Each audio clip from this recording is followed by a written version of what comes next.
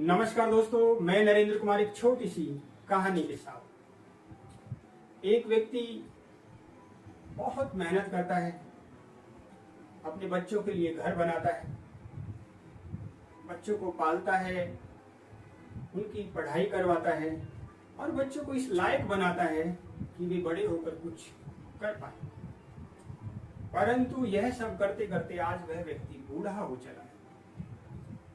घर में उसका पुत्र है, पौत्र है तथा पुत्र वधू है। इस तरह से घर में मिलाकर कुल 4 आदमी हैं।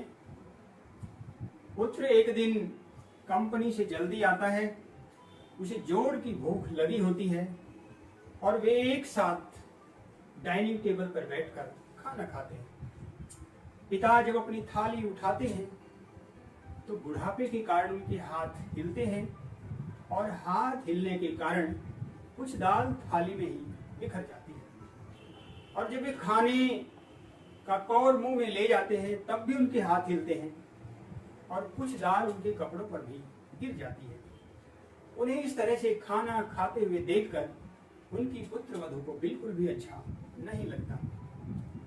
वह अजीब तरह से घृणा का भाव दिखाते हुए अपने पति की आंखों में झांकती है और कहती है, लगता है कल से पिता की टेबल एक कोने में अलग से लगानी पड़ेगी। इस तरह से तो पिता के साथ खाना नहीं खाया जा सकता। और उस बूढ़े व्यक्ति का पुत्र भी अपनी पत्नी की हाँ में हाँ मिलाता है।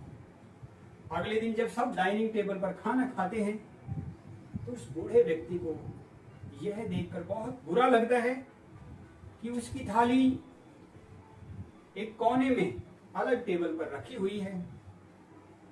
वह कुछ कहता नहीं है और चुपचाप बैठकर कोने में एक अलग टेबल पर खाना खाना शुरू करता है।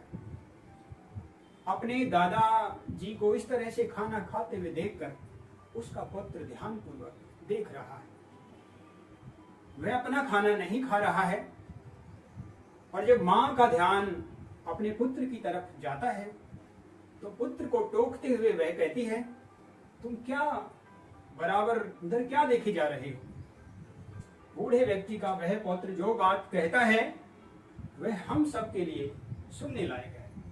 वह अपनी मां से कहता है, मां, मैं यह देख रहा हूं कि घर के बुजुर्गों के साथ कैसा व्यवहार होना चाहिए। मैं ये सीख रहा हूं।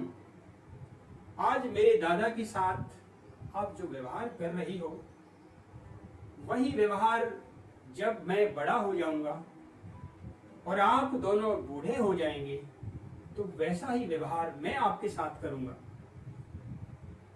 उस बच्चे का जब पिता और उसकी मां दोनों इस बात को सुनते हैं तो नख से सिर तक उनके शरीर में सिहरन सी दौड़ती है, एक करंट सा आ जाता है और उस बूढ़े व्यक्ति का पुत्र तुरंत उठकर अपने पिता की थाली डाइनिंग टेबल पर लाकर रखता है और अपने पिता का हाथ पकड़कर उसे ससम्मान डाइनिंग टेबल पर बिठाता है। उसकी पत्नी दौड़कर अपने ससुर के लिए पानी का गिलास लेकर आती है और वे दोनों अपने पुत्र के सामने ही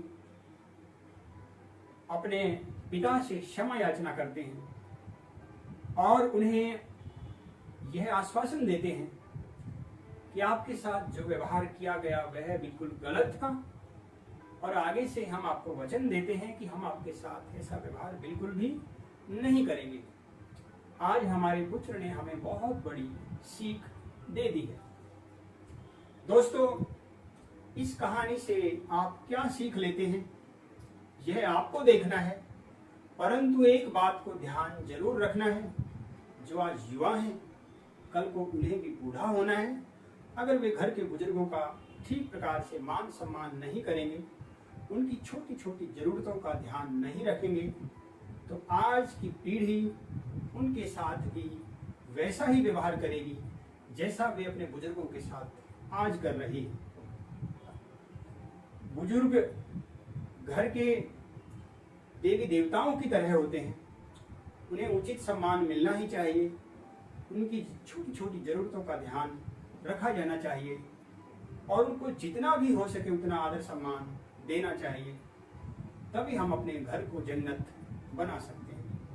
दोस्तों, कहानी कैसे लगी कमेंट बॉक्स में लिखकर मुझे जरूर बताएं, और यदि कहानी आपको पसंद आए तो इसे शेयर करना न भूलें। और यदि चैनल को आपने अब तक सब्सक्राइब नहीं किया तो चैनल को सब्सक्राइब जरूर कर लें। फिर आपसे एक नई कहानी के साथ मिलना होगा। तब तक आप सभी अपना ध्यान रखें। जय हिंद, जय भारत।